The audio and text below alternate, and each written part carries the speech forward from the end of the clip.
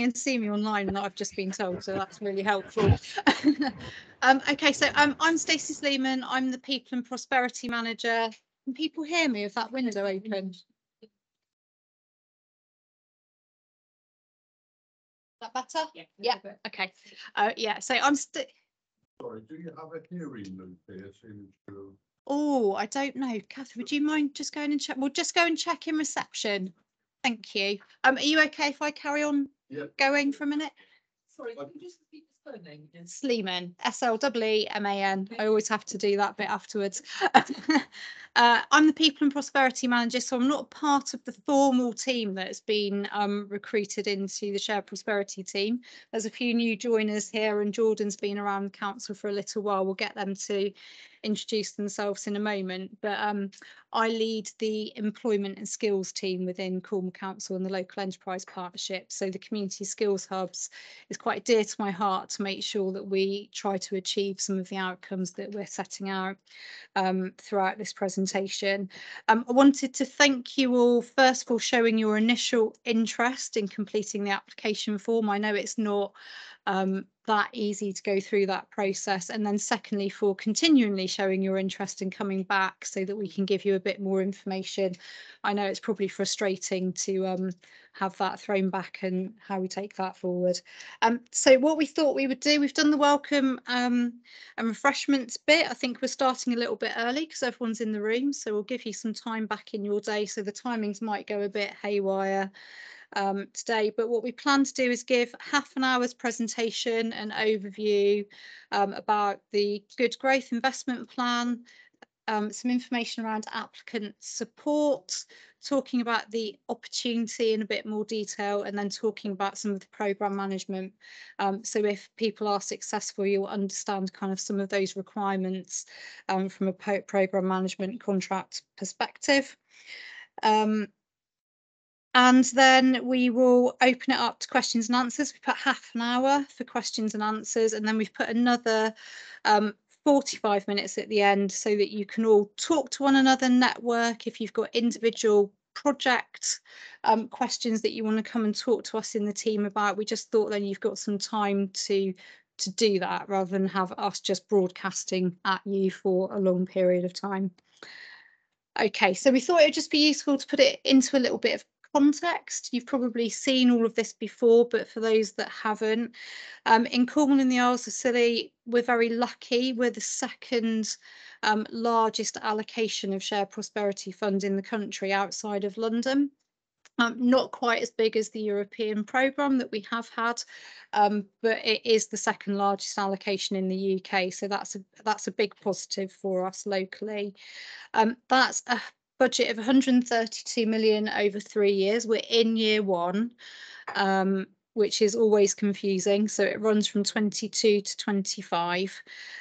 There's a ring-fenced element of that budget for something called the Multiply programme. So that's a numeracy programme that has been put in place, and we've got a ring-fenced budget of 2.5 million nearly that we have to put into Multiply interventions. So those contracts are being negotiated at the moment, and that will deliver basic maths kind of pathways for people that haven't yet achieved their level 2 maths qualification, so GCSE grade C or 4 in Newspeak. So that's what we're doing there. And then there's an element of the fund also where we keep that back for programme management to make sure we can do things like this, run the programme, contract, get the money out of the door, all of those different elements there. What you'll also see is how that has been split across the financial years into revenue and capital. So that's for the whole programme, the 132 over the 3-year period. This just gives a bit of an idea and a summary of the Good Growth Investment Plan that's been signed off by Cornwall Council Cabinet and now our Economic Prosperity Board. So that column 22 to 25 should total 132 million, that big figure on the first screen. If it doesn't, we're in trouble. But that basically sets out all of the different funding priorities over the 3 years under the 3 different elements of communities in place, business support and people and skills. What's worth knowing is the people and skills element doesn't actually kick in until 24-25, so we're not able to actually allocate funding to any people and skills interventions until 24-25. So what we've tried to do throughout the other elements of the programme is embed areas of skills within them so that we can start funding things earlier on in the programme, hence this opportunity that we're talking about today. In terms of match funding, for those people that have dealt with European Social Fund or European programme previously, there was a requirement that you had to have match to support that programme, and it was in varying degrees, but for people-based activities it was around 20% of the total budget you needed to find match to support your application. Although it's not a requirement for shared prosperity funds, we have said that if you bring match to the table, that does deliver more value for money, and we are able to then look at that as a assessment criteria as part of your application. But realistically, there isn't a requirement, and in some projects we've recognised that finding match funding, particularly around people and support type activities, that sometimes that match is really tricky to find, whereas with business support it can be a bit easier to leverage that from the private sector. So ideally, Siri doesn't understand. I'll move that now. Because he'll probably keep telling me he doesn't understand. Yeah, so if you can include match, please do so. It probably gets you a little bit more priority in the assessment criteria, but as I've said, it's not a drop dead requirement, so bear that in mind. Across the programme, we've got different ways that we're taking opportunities to market. So this is the opportunity we're talking about today, is an open invitation to bid. So it goes through a formal procurement process. You submit your applications, it's a competition. We then look at which applications best support the priorities we've set out in our investment plan and in the invitation to bid. There are other ways in which we will be commissioning activities. So there could be some in-house Cornwall Council activity that we directly award. We could look at procurement and strategic commissioning. And then there's other areas such as a delegated grant scheme. So we might have a project whereby another arm of the council or another body actually runs a delegated grant funding scheme for us, which applications will be received into because they're the specialists in delivering those delegated funds or those opportunities. Importantly, what we've done is overlay something called some good growth investment principles over and above what government expect us to deliver through the Shared Prosperity Fund. And that's because we think these things are really important for Cornwall, our residents and our communities. So you will have noticed through the application form that you already completed that there were some good growth principles that you needed to tick, that you needed to demonstrate that you would start delivering against over and above some of those government criteria. And that's because we think carbon neutral economy is obviously very important in the current climate and going forward, particularly in my world, inclusive growth, circular economy, productivity, super important, and even closer to our hearts, moving towards net zero, real living wage, trying to reduce 0 hours contracts so that you're giving some stability, higher wages to people out there. And then also looking at any project that looks at the gap in kind of healthy life expectancy and a healthy start in life. Not all of the projects need to deliver against all of those criteria. So when you look at the application form, make sure that you're not trying to adhere to all of those things. There is a checkbox on there that shows you which ones are eligible for which projects. I'm just going to hand over to Jordan, who's going to run through some applicant support elements. Thank you.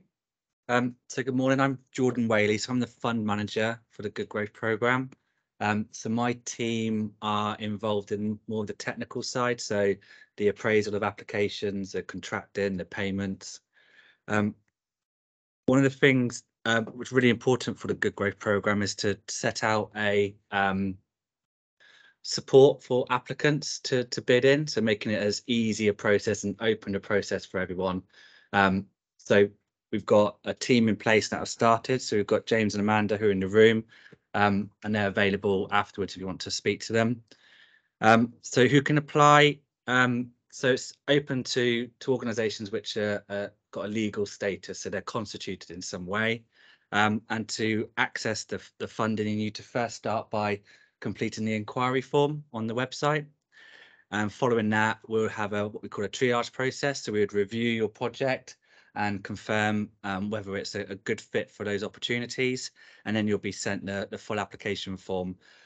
We've also reserved the right to request a business case, and a business case would be needed for projects where we're looking at quite large investments. And we've made that parameters quite flexible around that. In terms of the support, so the Good Growth team have a single point of contact for the Good Growth website and also through the Good Growth mailbox, which has the email address on the screen now. And they're there to sort of handle all of the inquiries and receive sort of signpost projects to the right call, right opportunity, and also then to populate the FAQs and have them on the website as well. So what can we provide in terms of support? So we provide guidance to applicants at the very beginning.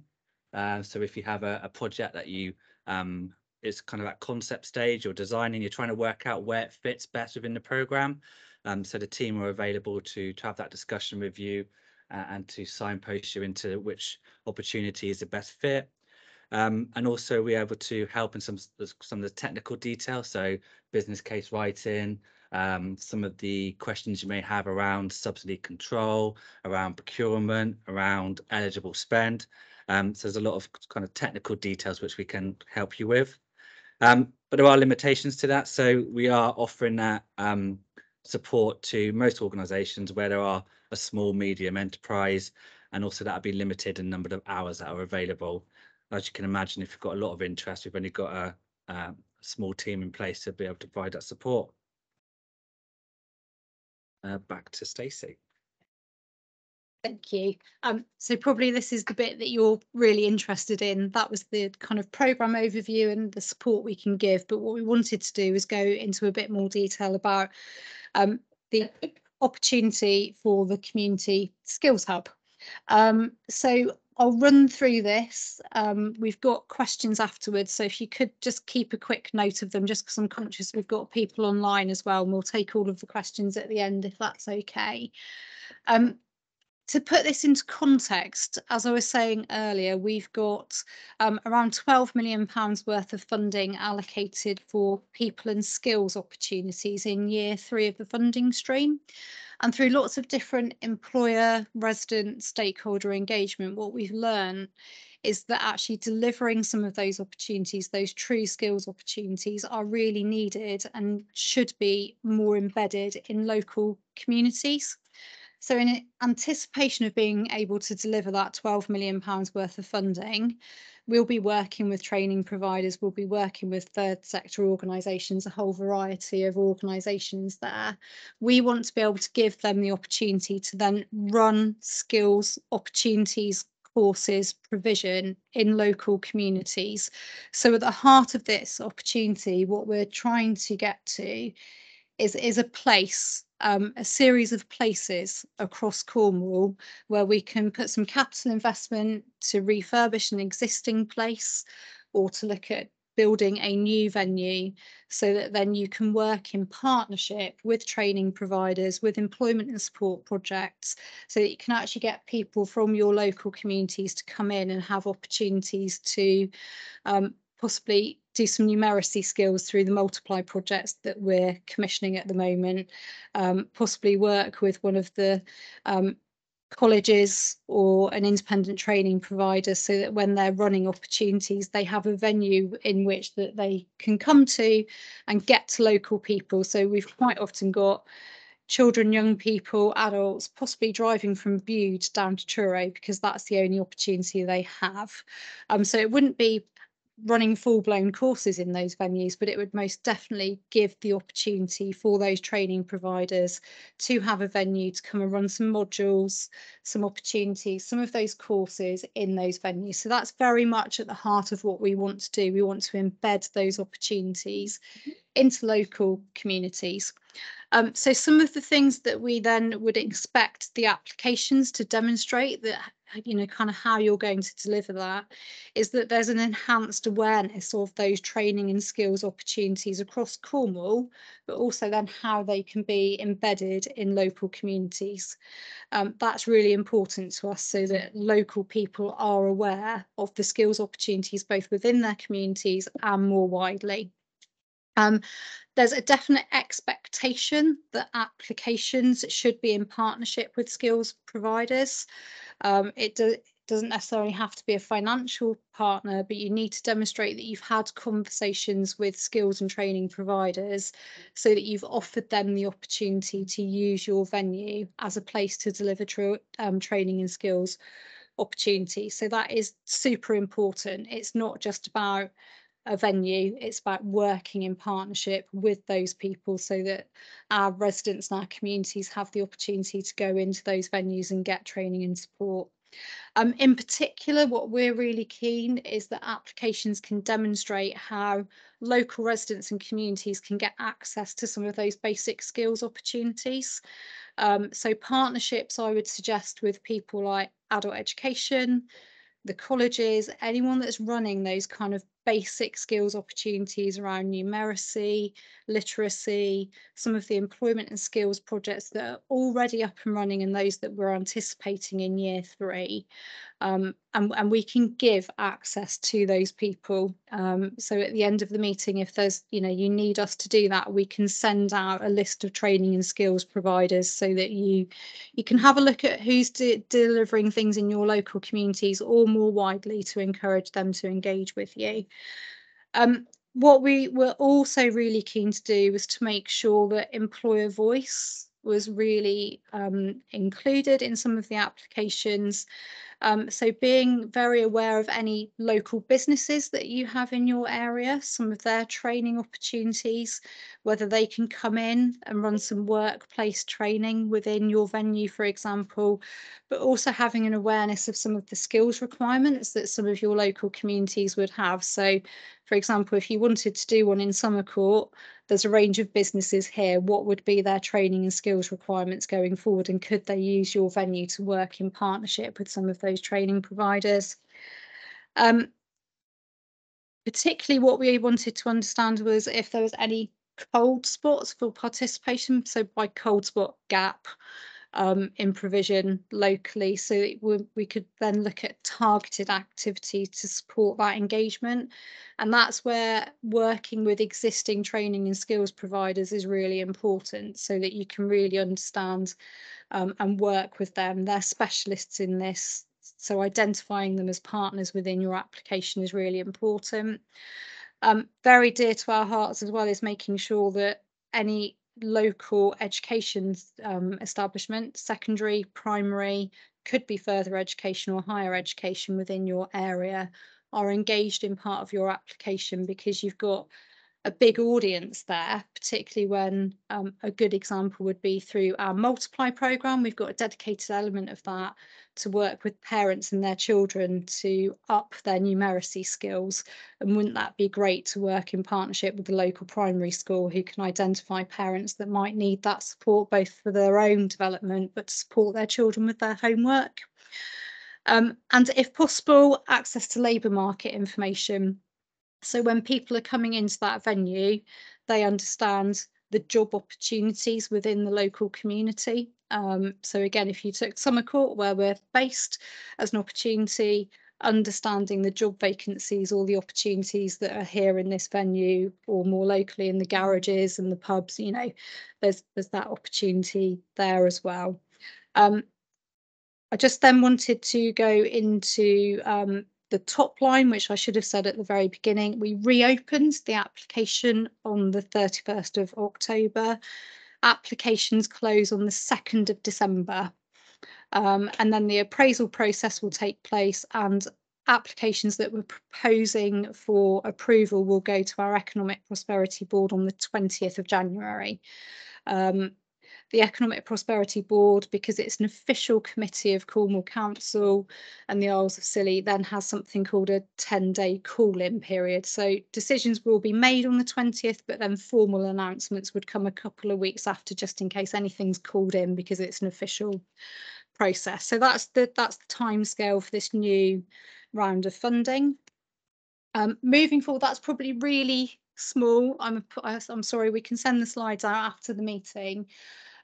But this is the capital and revenue split across this opportunity. So we're not necessarily saying that every applicant needs to bid for £5 million, but what we are saying is that you need to broadly reflect that capital revenue split across your applications, because we're really keen to make sure that we are providing really great venues with really great digital connectivity, classroom facilities, or the ability to kind of set up some kind of classroom facility, screens, projectors, VR headsets, for example, all of those things that schools, universities, colleges might be able to then beam in classes or opportunities, or come and use that venue to really look at those opportunities. And then, of course, the revenue to help people run the venue going forward. And then if there are any partners there that do need support to pay for the training elements of something, there's a bit of revenue there as well. So that's a broad indication. We understand that you probably won't be able to kind of get that mix exactly right, and that's our job back in the local authority to make it work across the programme. But broadly, it is a capital heavy application with some revenue in there as well. So that's something I think that through the applications we received, that split didn't necessarily come through either. So that's really important for you to understand. And then in terms of outputs and why it's super important that that capital revenue split is reflected, is that sometimes you wouldn't be able to achieve some of the outputs associated here with grants or improvements to community facilities if you don't have that capital within your application, because you're going to need to demonstrate the spend of the capital would lead to improved community facilities, improved digital connectivity, for example. And this one's a little bit tricky in that we have looked at a skills project outside of the skills interventions using places and communities interventions, because we want to bring some of this early in anticipation of those skills projects being delivered in year 3 and onwards. So this is about pump priming, getting venues ready for year 3 of our programme, so that then there are venues and opportunities for people to deliver skills and training from. So this just broadly looks at organisations. So this is about giving organisations grants to organisations to enable them to pull those elements of your application together. So that's 37 organisations. So realistically, we could have 37 applications that we approve, or there could be one application and then you're giving grants to 37 different organisations, for example. Equally, then it's about number of facilities supported there as well. So it's 37, and looking at improved digital connectivity there of 7 across that period. So it's a 3-year period. I appreciate we're nearly 2/3 of the way through the first year, but hopefully that's reflected in some moderate spend in year 1, and then the bulk of the spend coming in year 2 and 3. Okay, super. So that's my bit. Obviously we'll go through questions in a minute, but then I thought it'd be useful to hand back to Jordan to just run through some of the programme contracting elements, so that you're aware of the requirements before you complete the application form, because sometimes that's very helpful. So you may have applied or considering applying, so I guess you may be asking yourself, what does that involve in terms of the application and the process thereafter? So I'll go through a number of slides which have been presented as part of the webinars that we did over the summer, and I'm available afterwards if anyone wants to discuss it with me in more detail. So the application form is available as a template on the website to look at, and it's currently an Excel document which we're currently under review as well to make it a more simpler process, more simpler form to use. But the application form in itself will capture all the key information on the project, including information around finances, around program, the risks around delivery, and also in addition to that, we asked for a number of documentation to be provided as a gateway process, and that information includes some of the principles that Stacey referred to earlier. For clarity around capital and revenue, so the slide that we just had up in terms of the spend profile, we have some definitions around what we mean by capital and what we mean by revenue. Hopefully that's straightforward. And also for this opportunity in terms of spend, spend is eligible from the 1st of April of this year, and that is on the understanding that will be completed by 31st of March 2025. And what we mean by spend is activity that has taken place and has been invoiced to your organization. And of course, there are ineligible costs, which are all listed here. So for those that are familiar with public funding, none of this should be a surprise to you. So that list is also available on the website. And then moving on to the funding agreement itself. So we've put a copy or a draft copy of the funding agreement on the website. That includes the clauses that we expect each organisation to sign up to. And those discussions will take place once your application has been approved. And also in terms of audit, we have an audit policy on the website as well, which details our expectations around audit and what we would expect the organisations to do in terms of managing that documentation. So there's a lot of detail behind that, which I'm just kind of giving a summary around at the moment. So the appraisal process is the key first stage once you've submitted your application, and that appraisal is split around 4 key areas. Firstly, around strategic alignment. So how does it align with government policy? How does it align with local policy? The good growth principles, which we mentioned earlier. Deliverability. So as an organisation, what are your key risks? What are your experiences around delivering similar projects and public funding? And also value for money, and that's one of the key ones around what are the outputs, what are the outcomes for your project and what you will achieve. And then getting into some more technical detail around subsidy control. So these 2 areas are something that the delivery support team can support you on. Subsidy control has replaced the European state aid rules. So that's due to be or to go live in January. The Subsidy Act 2022, and again we can work with you on that to make sure that we're compliant, and a statement on VAT. If it is recoverable, then you should recover it from HMRC. If not, then it is an eligible cost for the project. Procurement. So as this is public funding, there are public procurement rules to abide by, as you would expect.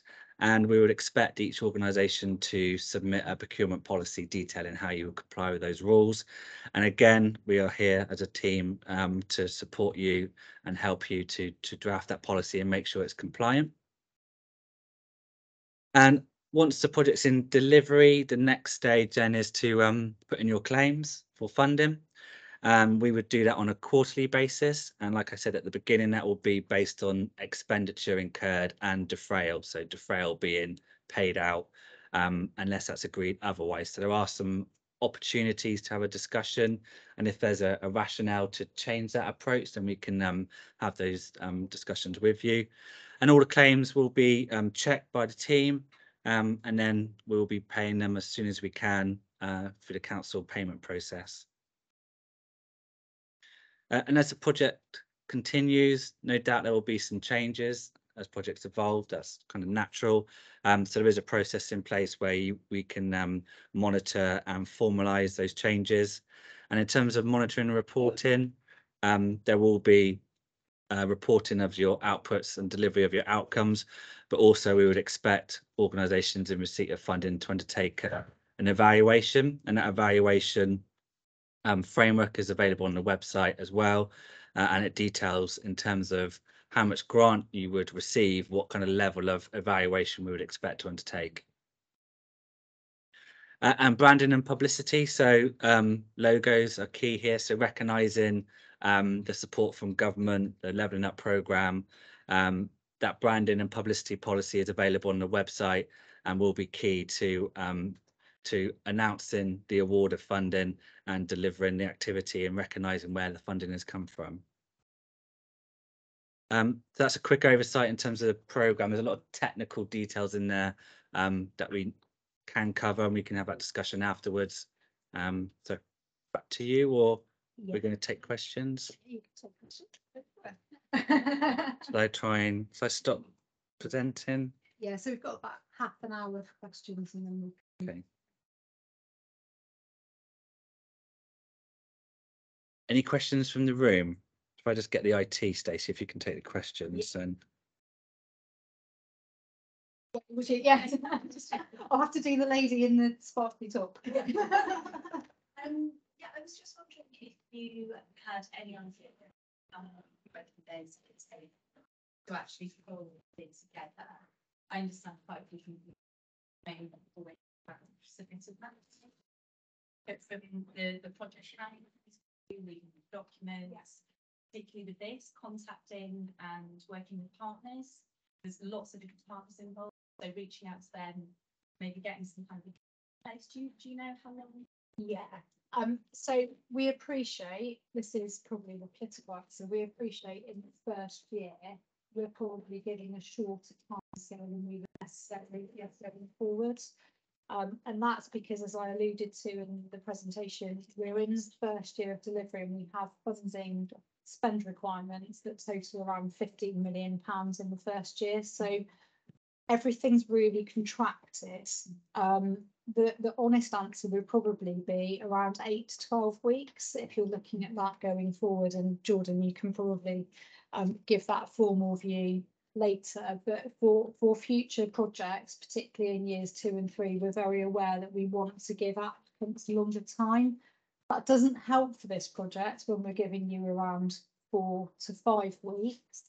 So the honest answer is we would like to give you longer.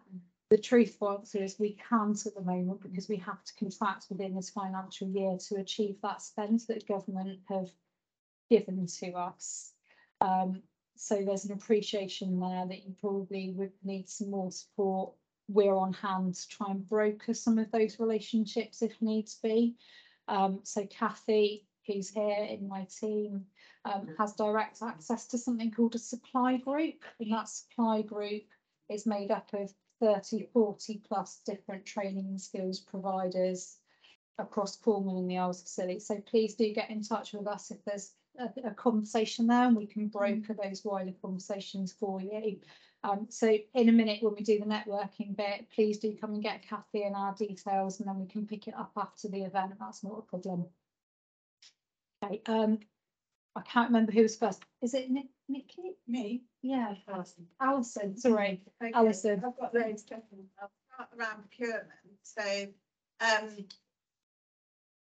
so what costs, final costs, do all the final costs have to be in the application, and do you have to have followed the procurement process before you apply?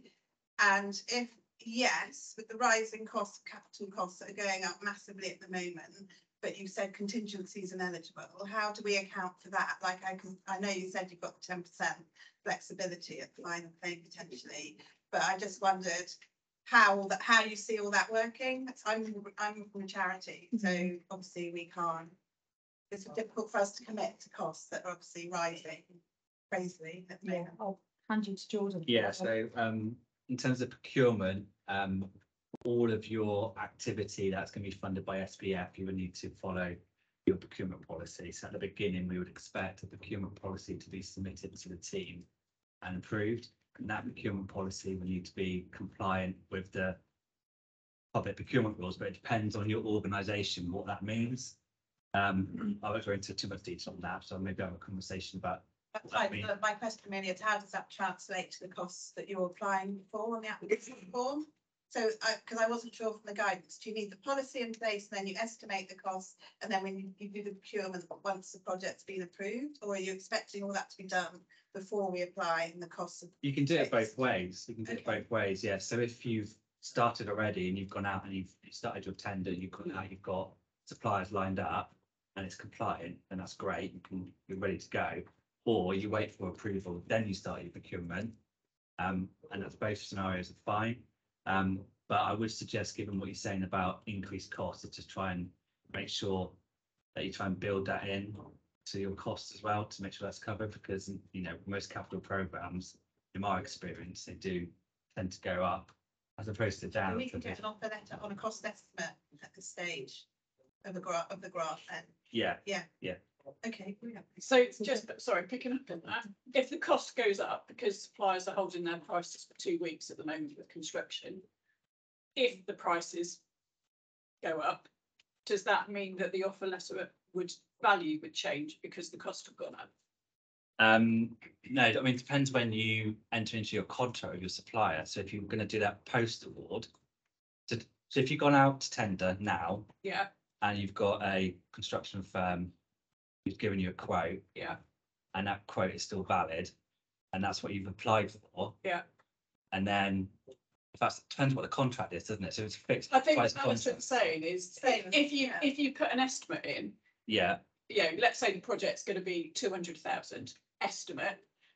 You get the your approval, hopefully, blah blah blah. Then you go out to procurement and get your quotes, and actually the cost has now gone up to 250,000. yeah. Would the offer letter be for 200,000 or the 250? It will be for 200. Yeah. And then we'd have to have a conversation. So basically we have to You have to overestimate massively as overestimate much as we your cost. can. Yeah, I guess what I'd say back to you is to make sure that you've priced that adequately at the beginning. So if you've got a QS on board early, they should be factoring in those inflation costs. As a charity, we can't really incur any costs until we know we've got funding coming. So, and I think that's probably quite a few people in the room. But you would do sorry. Yeah, Yes, I presume you would put your QS costs in as a sunk. well, that was another next question then, sorry. Retrospective, how are you funding retrospectively until when? The beginning of April this year, or? Yeah, so costs are eligible back to the 1st of April 2022. But the key to that is demonstrating why SPF would fund those costs retrospectively, and that'll be a conversation we have to have on a case by case basis to demonstrate that additionality from SPF perspective. Bottom top lady, sorry. That's okay. Due to the time constraints, the amount of time it takes to complete an application, if you've already put in a submission, is it possible for you to give us any feedback on an individual basis about the additional information you require? Yeah, Because that would be very helpful. I guess so. So I think Kathy was part of the original appraisal team. There were other people. It wasn't just Kathy. So Yeah, don't don't shoot Kathy. there was a team of people that collectively made the decision. Sure. But yes, there's at the end we've got 45 minutes. So if it's have a brief conversation, set up some time to have a more detailed conversation with the Good Growth team, and then we can absolutely point you, because I gave a generic overview about things that were broadly missing, but then we can go through, actually no, in your application this was the missing bit, or we would advise you to do this next time round. I think in fairness we've probably picked up a couple of points from this morning. Yeah, But it would be really helpful, rather than sort of trawl through the whole thing, to actually focus on the things you really require. Absolutely. And there'll be gradients, won't there? There would have been some that were nearly there, some that were quite far away. Yes, and sometimes terminology. yes, yeah. And so in absolutely. some cases it might have come down to that sort of criteria, the basic what do we call it again? The gateway. The gateway criteria. Thanks, Jordan. Okay, In some thank you cases. very much. Yeah, but that's absolutely fine. That's what we're here Yeah, for. thank I don't know who was first, but Kate. I think that was actually. Yeah. So I represent a young person's people's charity, and we won't be applying for this fund, but we are a community hub, rural community hub in development. Yep. That's very popular and well used. And we are also a training provider doing BTECs, community access BTECs. And I was just wondering what the spread of your sort of relationships are between your different funding sectors. So we apply, well, we are applying for the cultural application fund, and I can't remember its exact title, but and I wondered what how you view, because obviously your priority is the community hubs, but if we're a community hub but applying elsewhere, if that's a good relationship and how you prefer that to happen, or see that happening, should I say? No, absolutely. What we hopefully are trying to do, and actually why we've relaunched this one, is it in exactly that, the interaction between the wider programme and making sure that things fit together nicely. So if you're making an application and you're a community hub, we would then be really keen to make sure that we are linking you up with skills and training providers so that you could essentially offer some of the opportunities that we've spoken about today that you're not directly funded for, but there's links and opportunities there. And then conversely, making sure that the applications we receive under this one are linked into those other opportunities. So that was some of the key things. That these opportunities are in anticipation of what's coming next. So it is a strategic plan that we've pulled together. We're really keen that those component parts work well together. That's some of the key feedback we've had from European funds, that the two capital revenue arms, the different opportunities don't work together, and we're trying to make that work. It's our first attempt, so we're not going to do it perfectly to begin with, but that's absolutely our intention. That's a good fit. Yeah. I think just to add as well, I think if you're an organisation and you have a project and you're not quite sure which route to take, then I think have that conversation with the delivery support team, who can perhaps kind of finesse the project and guide you in the right direction. I think that'd be really helpful to take the opportunity. Kate. Sorry, I think I've got two questions. So the first is with community hubs, obviously, I think the original intention was that it was sort of let straight away. Is it now a rolling programme? Because obviously you've got a deadline of the 2nd of December. Is there another one? Hopefully not. This wasn't one of the rolling programme ones. What we're doing with the programme is being fluid and flexible. So for example, we're hopeful that having a specialised event today and then picking up those conversations will mean that we'll get applications in that mean that we can allocate our total 5.1 million funding. If not, we'll have to review it again, and it might be then it's a rolling programme. But the hope is we contract under this opportunity that's currently live, and it does close on the 2nd of December. Second question, sorry, are you offering any, I suppose, brokerage? If you look at it, it's 137,000 approximately per organisation or fit out. If you're trying to do that amount to 37 organisations, the minimum value is 500,000. I'm sort of going, and you want to do it at one, so I'm sort of, are you offering any brokerage for sort of an organisation to be able to manage those smaller? Yeah, absolutely. I mean, through putting James and Amanda on the spot here, they started on Monday. So straight in the deep end. Normally James and Amanda will be leading these type of events going forward, but we thought that would be really cruel. But yeah, that's why that team is in place, to kind of look at the different elements that we need to make the programme successful. So absolutely have those conversations with the team. Might not quite have the answers at the minute for today, but will do as they get better. And I think there's also the plea that obviously projects here are open to that way of working, so that, people are willing to have that open approach and apply, work as collaborative bids, so that we can pick off all the criteria there, and then it'll add strength to those bids, in a competitive system. So that's what we're looking for. So, yeah. Absolutely. No, that's okay. No other hands for a minute. Question. You noted about match funding, although it's not a requirement, it will improve the value for money score. Yeah. In terms of if you're a charity or CIC, so you can apply for grant funding or charitable trust funding. In 3 weeks, there's no way we would get any level of confirmation of that. So is a sort of a simple plan of funders that we would be hoping to submit applications to and roughly how much we would do that for, would that kind of tick that box? Pass that one to Jordan. Yeah. In a perfect world, you would apply to us and have secured all your match funding and have evidence, but we get into a bit of a chicken and egg situation because each funder doesn't want to go first.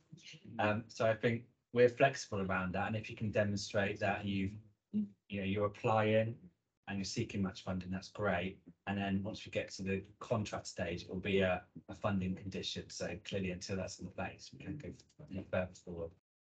So you can match funding in place, the opposite. Ideally, you would have your match in place, but it's not. It's not certain you have to have it in. Yeah, you don't have to have it in place, but it'll be a funding condition. Thank you.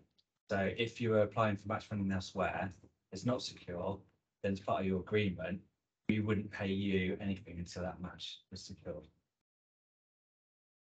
I also follow on from that, all other consents, like, so basically we've secured the tender to lease some land from the council, but we're waiting on us legal team to draw up their lease, which we don't think is going to happen.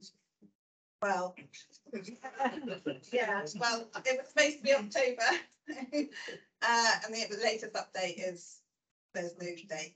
So that kind of is linked to our capital, as well as we wouldn't commit any money for planning at the moment. Obviously, we're a charity, so to commit any money on that space before the lease is signed is we can't do. So consents wise, it's just that I'm coming from a European view and everything had to be in place, but does everything have to be in place now? So it'll be a question back to the project. Do you have planning? Do you have building reg? What consents do you have from your landlord? The more certainty around that, the better you will score in the appraisal. But you don't have to have it all. You're not going to fall out just because you haven't secured your land or you haven't got planning. Revenue stream and project delivery, and then the capital build in your project. Would you need to have the consents in place for the capital build before you could start spending the revenue? So say the planning takes another year than the lease, but we want to keep delivering this amazing project we've been doing through European money. Could those run alongside, or offer letter doesn't kick in until all consents are in place? I think we'll have to look at the detail on that, to be honest, because depends on the project. You may want to split the project in two. If it's a development project and then delivery comes afterwards. So I think maybe have a conversation afterwards to see how that works. But I think what I'm trying to say is that we've got the flexibility to work with you, and whereas before that flexibility wasn't in place. So we can have those discussions and see where we can work with you to make it happen. Okay, and just sort of on that quickly, sorry. So we're running an EU programme at the moment, which is to help really hard to reach people really far from the labour market. And I hadn't really appreciated that your funding kicks in for these sorts of programmes in 2 years' time. So just wondering what projects are expected to do coming at the end of EU money, and then waiting for that. Like what funding is available now for these amazing projects to continue?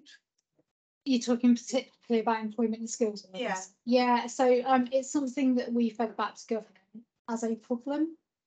So we've done a bit of a gap analysis. We're going to do some further work on that in December, January time with voluntary sector and supply group.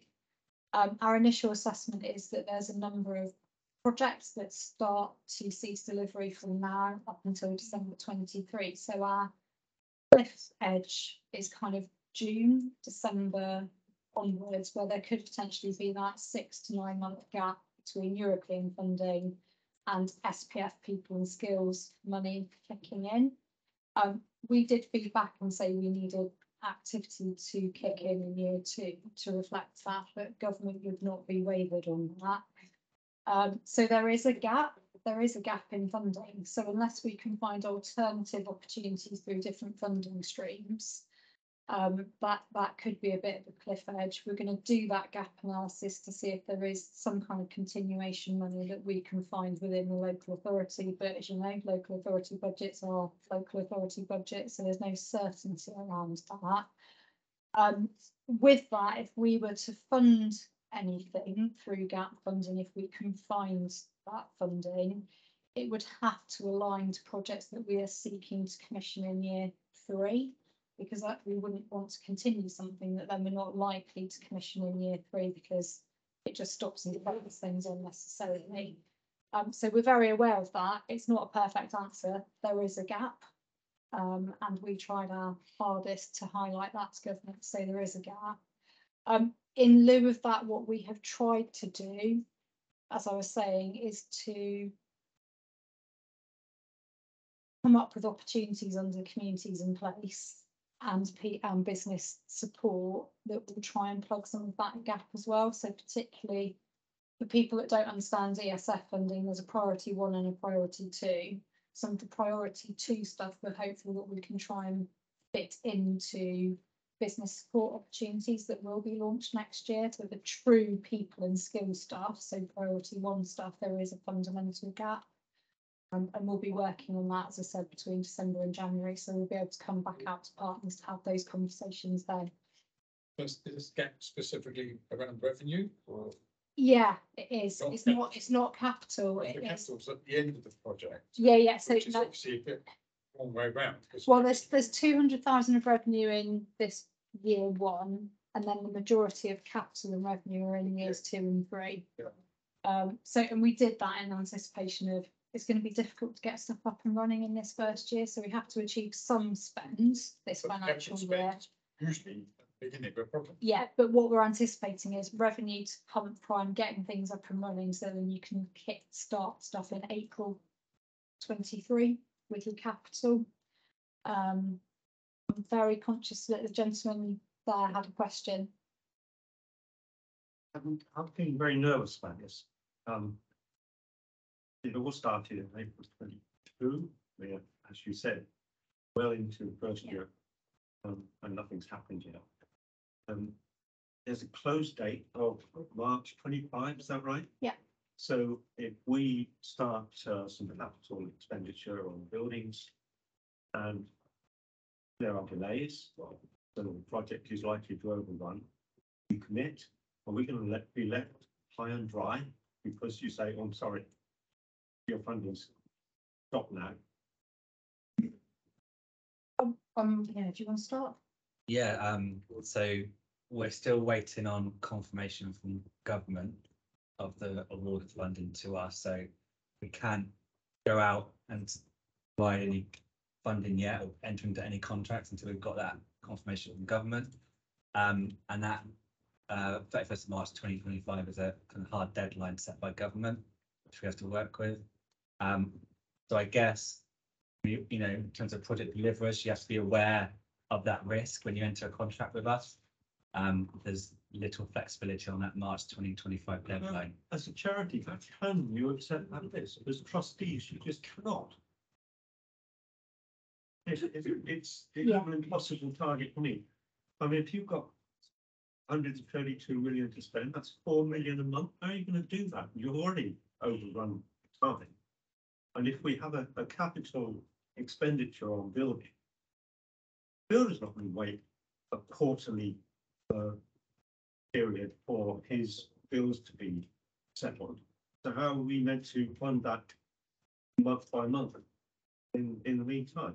Yeah, so you're saying all the time, well, we haven't quite worked this out. It's something to be discussed, to be agreed. That is not a basis on which we can commit large amounts of money as trustees. We just cannot. So in terms of the quarterly spend, if there's a cash flow problem with the organisation, then we can have a discussion around changing that to monthly or payments up front. But with no certainty, we can have a discussion. It's not a clear answer. No, I think it is a relatively clear answer in that we are running a programme where we have programme expectations that it will be quarterly in arrears. We're going to be working with organisations that range from people that can do that down to charitable organisations such as yourself, where Jordan has clearly stated in advance of you submitting your application, have a detailed conversation with the Good Growth team to say that we would need to negotiate different payment mechanisms, and we can work on that with you. So it's not let's just discuss it. It is let's have a formal discussion and we can come to an agreement with you to vary those terms and conditions in reflection of the fact that you're a charitable organisation. But in order to do that, we need to have that discussion with you to understand what your requirements would be. Not giving us very much time to have those discussions. We've got a session now and then a team here where we can then broker those conversations over the next couple of weeks to enable you to submit that application. I said, And that, you're very nervous. we get that. And in response to the lady's question earlier, ideally we would give you a 12-week window going forward, but government has assigned us a spend criteria within this first year, which means that we've had to contract things. It's not something that we would normally want to do. So I appreciate your nervousness. But if you want to put in an application under this opportunity, then please have those conversations with the team, and we will, where we can, support you as best we can to make it work. But we have to have that two-way dialogue. Right. I'm trying to remember who was first. I think it was the gentleman with glasses on your head, possibly.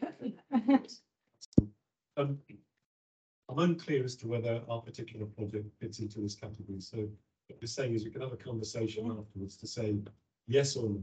Yes. That's what we'd like to do, because as volunteers, we get sent down this line, excuse me, quite a lot, where people promise an awful lot and they deliver nothing. Yeah. That has happened to me over the last 10 years, 15 times, I would say. We've actually touched base on quite a few things that actually have worked. So I need to know basically whether it's a black and white statement is what I'm after, because we can't continue to waste 30 hours a week submitting applications, which is what it does take. Yeah. Also, it needs a deadline that's unrealistic sometimes. So we'd like to have that conversation with what we are trying to do, because we really want to focus in on youth engagement in our area, which I think is one of the criteria in the strategic alignment, which I've not read all, but I like everybody else here, I've tried to read the levelling up strategy and stuff like this, gone to Cornwall Council's business plan and stuff like this, and we've had the new community area partnerships going on in the background as well. So it's not 30 hours anymore, it's 45. Yeah. So I'd like that conversation. No, absolutely. And, you know, James and Amanda, new in post, but they've got all of us around. But absolutely, do come and have that conversation. And that's why we've got that inquiry process that Jordan mentioned in the presentation to that was the other question. To prevent you having to do that massive application. Is that the inquiry process we want to go through? Yeah. Forms normally when the appraisal takes place. Yeah, so it's literally a bit of a one-page summary of what you want to do. Right. That then opens a conversation with the team. They can say, yeah, it's brilliant for this opportunity. It's not, but there's one coming up next year that would fit better. Actually, it doesn't fit SPF at all. Maybe there's a different funding. We have, yeah. Sorry, I'm with Robert. We have actually already submitted the full application, so I think we could probably look at that and see. Yeah, but yeah, just have a conversation with us. Thank you. That's the best, and then it will prevent all of that 30 hours of work. I did see someone else's hands. Oh no, sorry, it was this lady, and then I'll come back to you. And then we've got a couple of online. So if I do two ladies, and then I'll go to some online ones. Linked with the gentleman's questions earlier, can you talk us through practical completion, financial completion, defect rectification period Jordan, as well? Because if financial completion is March 25, practical completion January 25, you then got the defects period, which Jordan and I are going to pick up later. But I just think the audience probably needs to be aware of that as well. Yeah, Jordan's the detail. Sorry, Jordan. Yeah. I mean, you kind of answered your question as well. So in terms of practical completion, will be around January to give yourself enough time to then make sure you got all your invoices in. And then financial completion date is that hard deadline, which you mentioned, 31st of March 2025. And like I said in the presentation, that date, so you could have activity underway on that final date, but you've got then an opportunity into the next month, so April, to then put all your claims together and submit your claim. but as long as your invoices are clear that that activity was 31st of March 2025 or earlier. Yeah. So what about your building defects period? Because you usually retain a portion of the final amount for that year following practical completion. If there's any snags, the builder comes back and you pay them, etc. So you wouldn't be able to get your final claim in until, in theory, a year later. No, so that would be. And I appreciate that was European rules, but yeah.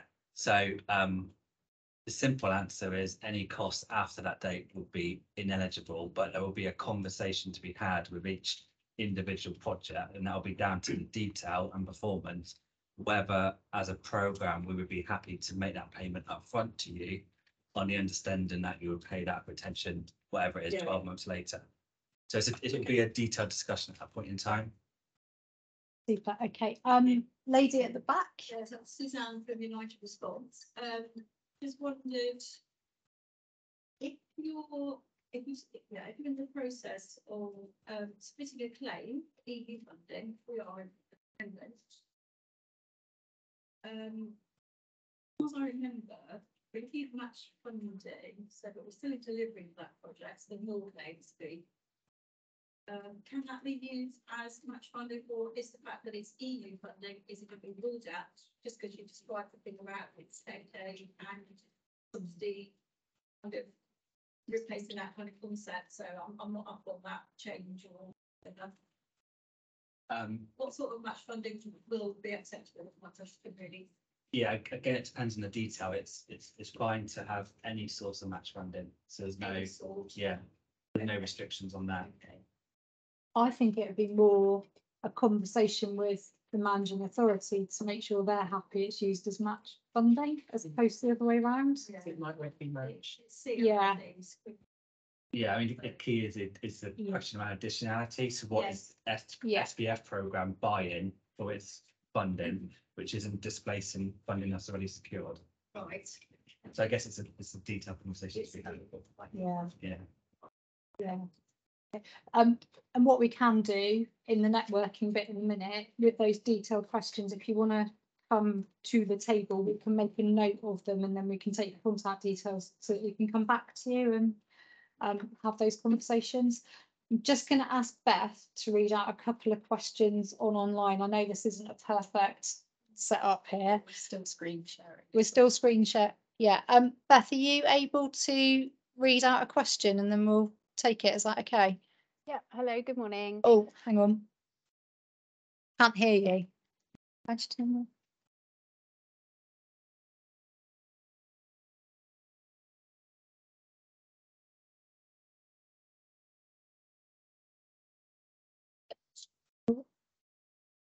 Oh, that's just that's the screen, isn't it? Yeah. Okay. Sorry, bear with us.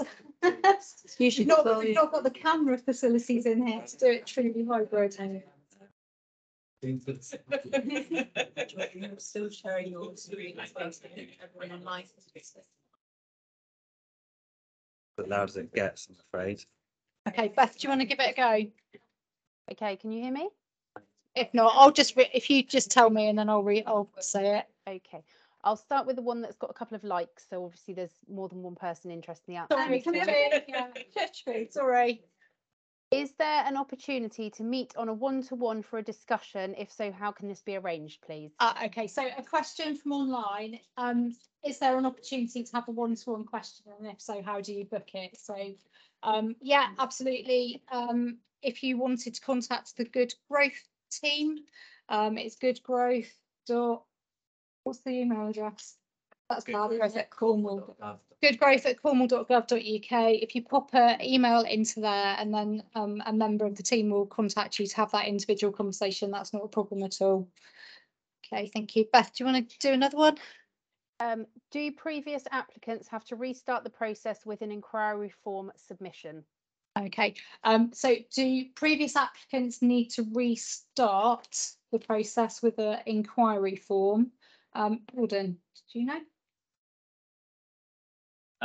No, I think if they've already gone through that process and they're looking to reapply, then that'd be fine. Okay, yeah, so if you've already gone through the process and you're looking to reapply, that's fine. Probably just get in touch with the Good Growth team again, and then we can just pick up those individual conversations. I think I mentioned it earlier when the lady in the spotty top said, can we have a look at what we previously applied for and get some detailed feedback? Yes, we'll do that with you. So reach out to the team and we can have those individual conversations. We'll take one more online and then I think we'll wrap it up so that you can have some good networking opportunities. Beth, any more? Yeah, so there's one that says community centres may already have partnerships in place with training providers, and the application is to refurbish training rooms. How does the applicant demonstrate the existing relationship with training providers? Is that by including a letter of support? Yeah, okay, so the question there was existing community centres or venues might already have partnerships with existing training providers. How do you reflect that in your application? Is it a letter of support, for example, to demonstrate that you've got those relationships in place? So yes, if you've got those existing relationships in place and you're already delivering training and skills opportunities in your venue, then append a letter or an agreement to your application and we can make sure then that's reflected. Yeah, the application has a whole section around partners and stakeholders as well, so you can name people and say what their relationship is with the project. Perfect. Okay. Sorry, Kate had her name up first. Arm up first. Ready. I think this is going to be quite a tricky, and so I'm sorry. That's all right. What work is being done with the construction sector? My concern being, in the middle of a construction project at the moment, it has been really difficult to secure contractors. It's been a fun game with the procurement. The whole programme is construction. That split is massive, isn't it? Yeah. Is there work happening? Because otherwise cost is going to, inflation, yes, but also the demand of the programme on the sector is also going to increase costs. And it's going to get really competitive really quickly, and they're going to have a grand old time selecting the nicest projects, and the ones that have put in huge budgets. Like what's works doing so that we don't completely skew the market informal, given that the construction industry also lost a lot of its supply. Yeah, absolutely. Sorry. No. Sorry. No, don't apologise. I've not got a perfect answer, but what I can say is I did have a detailed conversation about that topic last week. Whether our response will be quick enough is another matter, but we are looking to take a paper back up through to corporate directorate team to reignite that construction kind of leadership role that we had through our commercial services arm, but also to then look at kind of training and skills opportunities to refresh the work we did on construction pipeline, so that we've got a good idea in Cornwall what the public sector is trying to commission, both through Cornwall Council but also NHS and other organisations, so that we can start mapping that out. So not a perfect answer, aware of the issue, starting to reignite some of that work that we've done before lockdown, worried it might not happen in time. Sorry, will you be holding on? Because obviously you will be that central point in terms of everybody commissioning out all of this construction work. Will you hold, I suppose, a register of who is delivering from a supply side across this huge programme, so that you can help navigate when builders are walking off one site commissioned through Good Growth in order to go to another site and help in that process? Yeah, that's a good idea. Yeah, I think it would be really helpful. Yeah, absolutely. Because I think you might need to help manage that. Yeah, it's a big risk, isn't it? I think it is quite a big risk for the programme. Yeah, so sorry, horrible question. No, it's not. Really it's one that's right and proper, and why we've started to talk about it. Yeah. Again, the nervousness that we might not be able to respond in time for this programme, but we should at least be trying and then responding to it for the next round, hopefully if we receive it.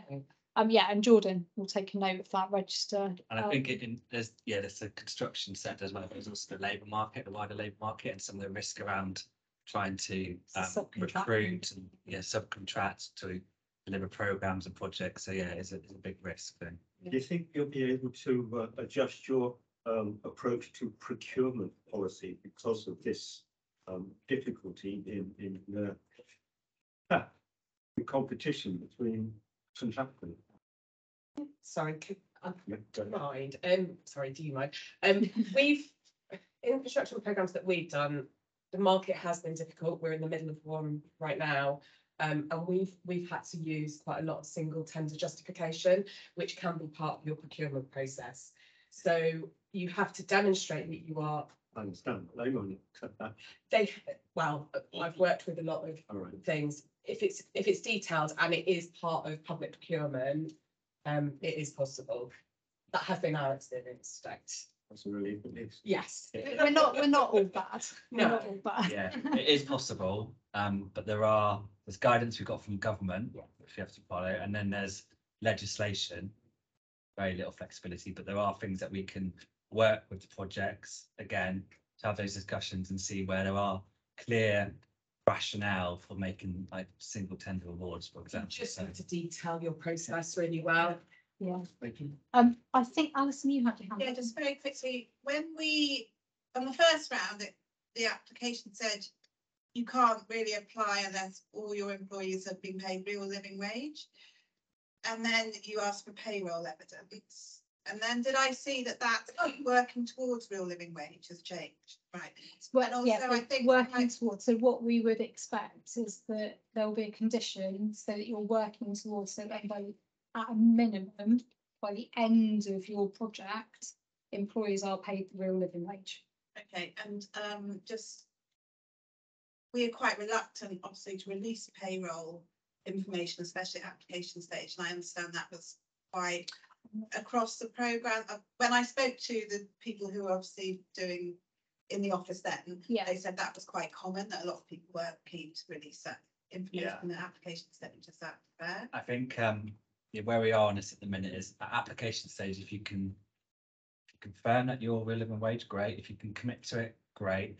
And then I think, like Stacey said, at the end of the project, then we would need that evidence, and it will be clearly redacted evidence just to prove that that has been followed through. So not at the application stage, I guess. I'm going to take one more question, and then we can. Jackie. Jack. So two more. Mine's not a question.